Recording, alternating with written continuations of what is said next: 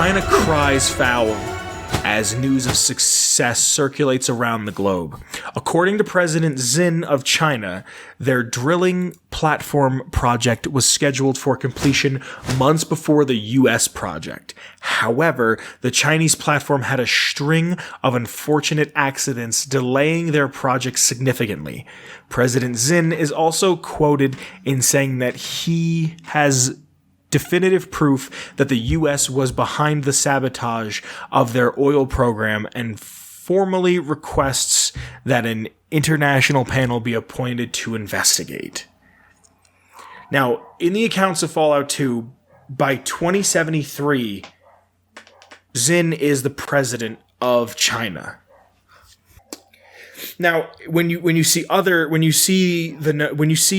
entry from Fallout 3 and onward, it says Chairman Cheng was the leader of the Communist Party of China from at least 2063 until the Great War in 2077. Right? Mm-hmm. Now, there is it should be on screen somewhere. There's a propaganda piece from the game Wasteland that was called Chairman Chang. So I wouldn't be surprised if this is just some weird lost in translation thing where they're trying to pay homage to the original game. And it just kind of got weirdly changed because it's quite literally only referenced in Fallout 2, as far as I can tell, that one time. So even if his name is Xin Chang, it's never really brought up. Right, yeah. So this is one of those ones where I'm like willing to give them a pass because there's so little information on it before. So this is the same emperor, president, chairman who was behind the invasion of Alaska in 2066, and the info from the US's Defense Intelligence Agency says that he wanted nothing more than just a conquest. He had no thoughts outside of what any other consequence could be. He was beaten all the way back to the Chinese mainland, and even after that, the Chinese troops continued to fight in his honor and his name.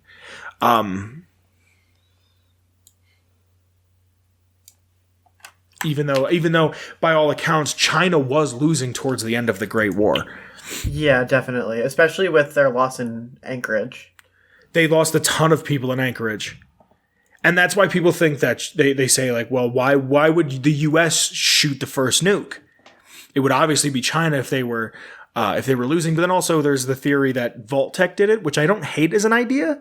I know some people think it's like abhorrent, but I think it's just kind of cliche. Really?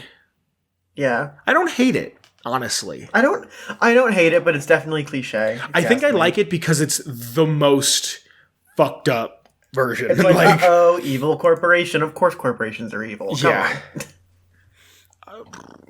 So, a distinctive hairstyle can be chosen for the player character in 3 New Vegas, which is also named after him. The facial hairstyle bears resemblance to the type of mustache often associated with a Fu Manchu.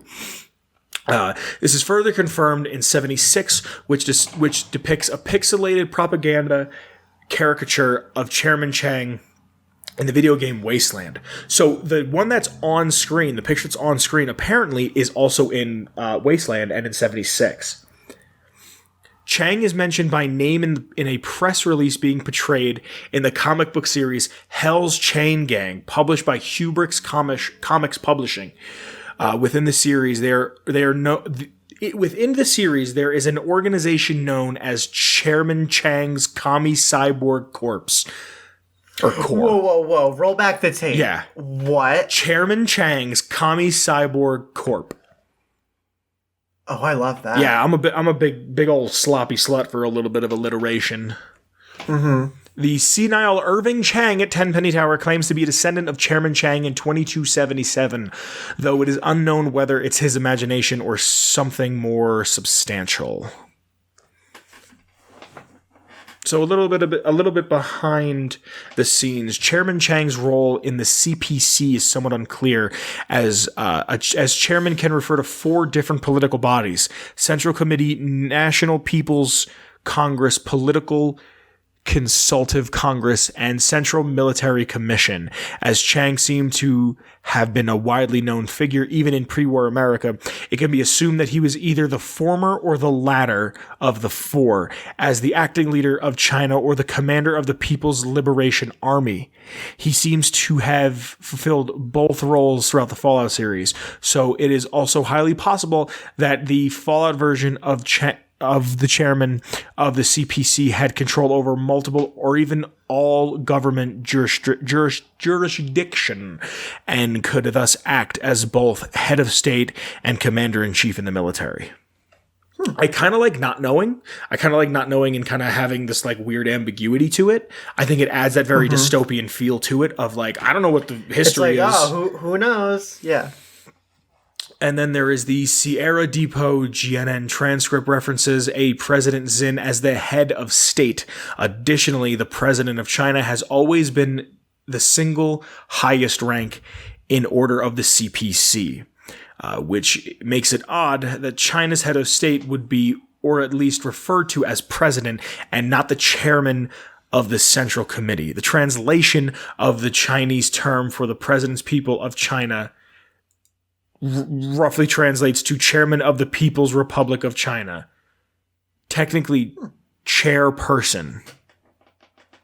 However, the GNN transcript is generally an unreliable source as it contains several contradictions, such as the length of the Sino-American War, which was further disregarded by Chris Avalon. That's a pretty big contradiction in that case. Yeah, so it's kind of, I like this a lot. Like, I know, like, I'll normally bitch and be like, this fucking thing isn't written right, but like, I really like this.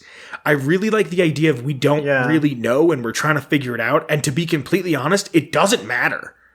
It really doesn't. Like, we're so far out of that it really doesn't matter. Like, at this point, the world is already microwaved.